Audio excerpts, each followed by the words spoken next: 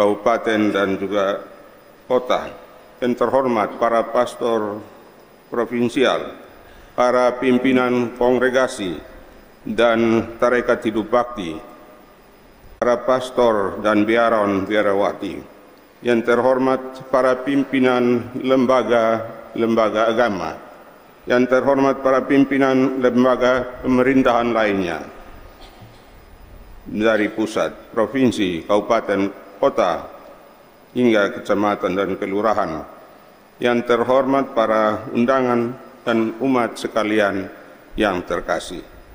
Puji syukur tak terhingga patut kita panjatkan kehadirat Tuhan yang Maha Esa, yang Maha Kuasa dan Maha Baik, karena berkat rahmat-Nya yang tak terselami, Ia sudi memandang hamba-Nya yang hina, yang rapuh dan bersahaja ini, seraya mempercayakan martabat mulia kepada saya sebagai gembala kawanan umat-Nya di wilayah Keuskupan Agung Kupang melalui penetapan Bapak Suci Paus Fransiskus serta upacara pentabisan episkopal hari ini.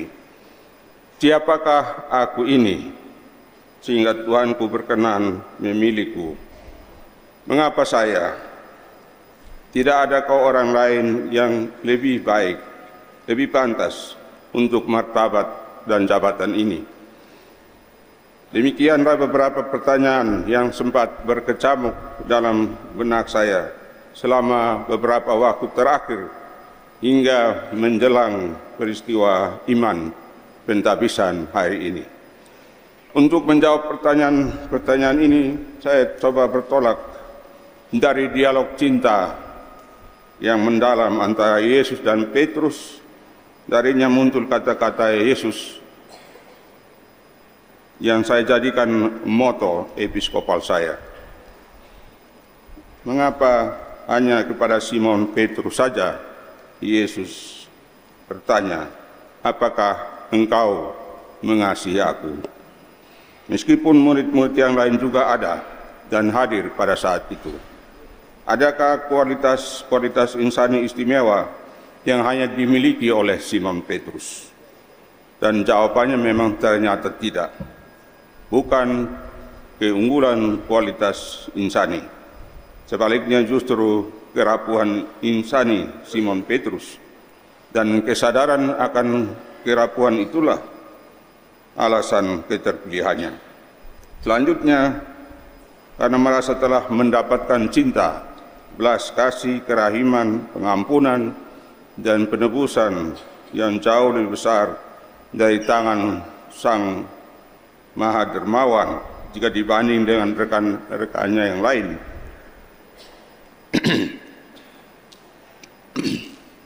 Petrus pun bertekad memberikan balasan yang kurang lebih setimpal terhadap kasih dan kerahiman Sang Guru.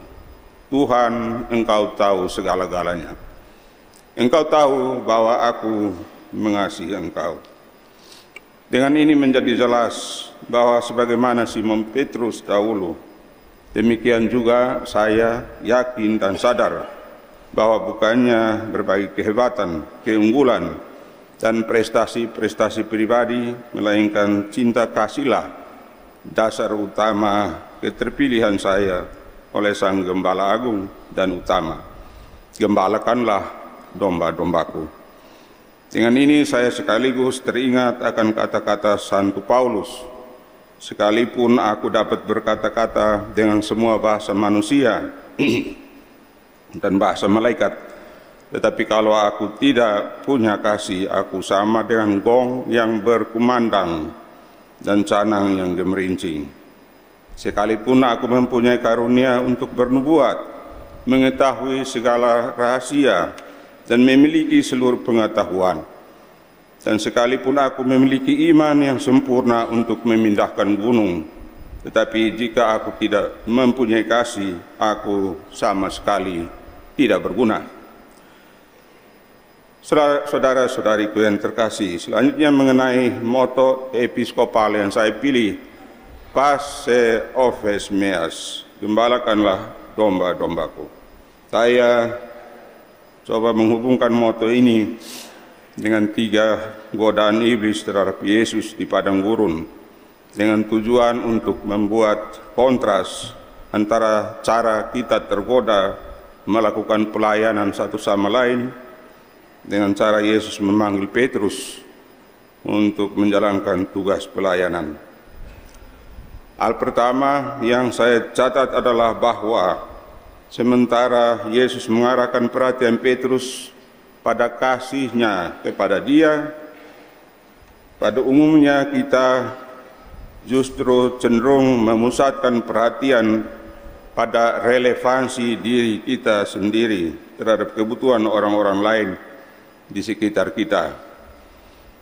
Pertanyaan Yesus kepada Petrus bukanlah apa gelar akademis, apa profesi, apa prestasi, apa kehebatan dan keunggulan Anda, berapa banyak pencapaian dan kesuksesan yang telah Anda raih.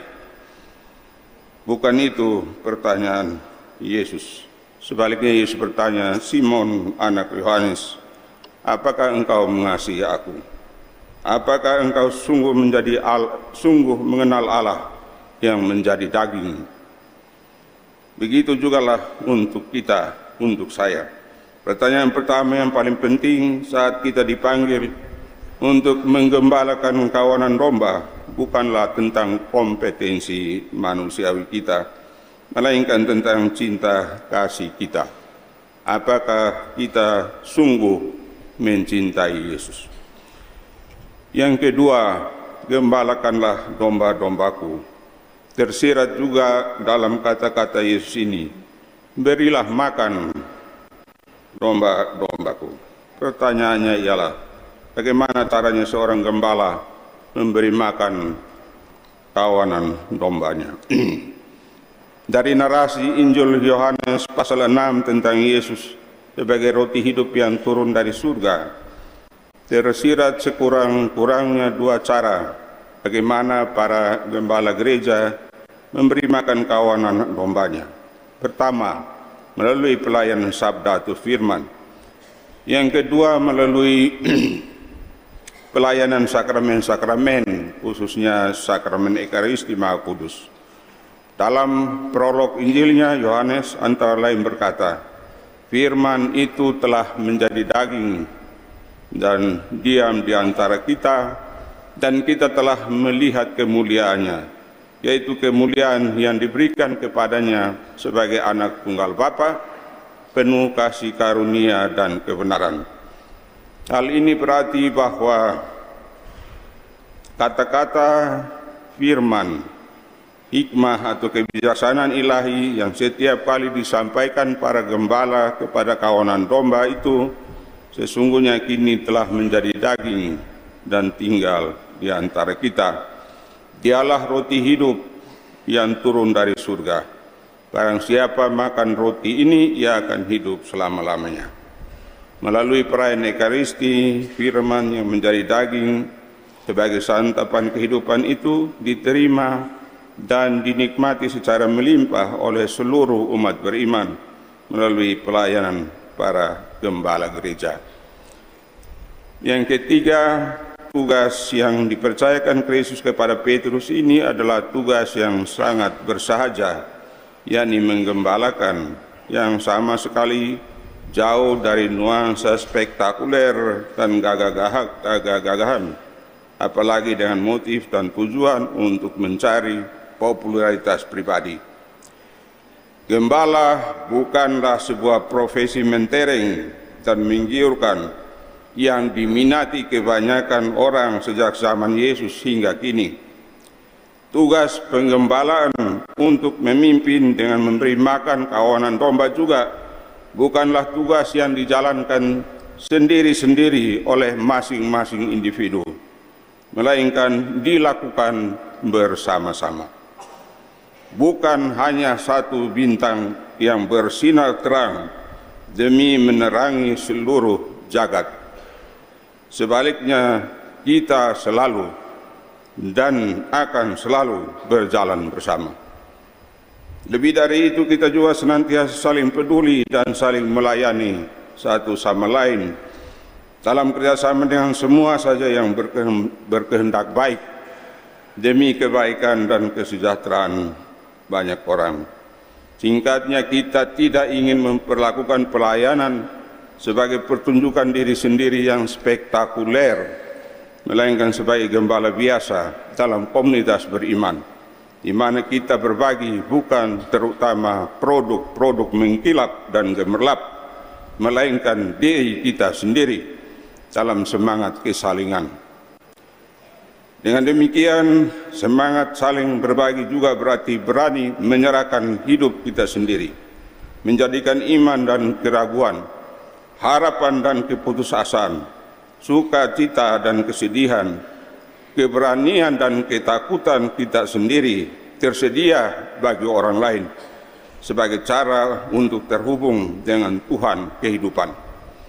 Sesungguhnya pelayanan adalah sebuah misteri, di mana kita menjadikan cinta kita yang sering terbatas dan syarat pamrih sebagai pintu gerbang bagi cinta Tuhan yang tidak terbatas, tanpa syarat dan tanpa pamrih apapun.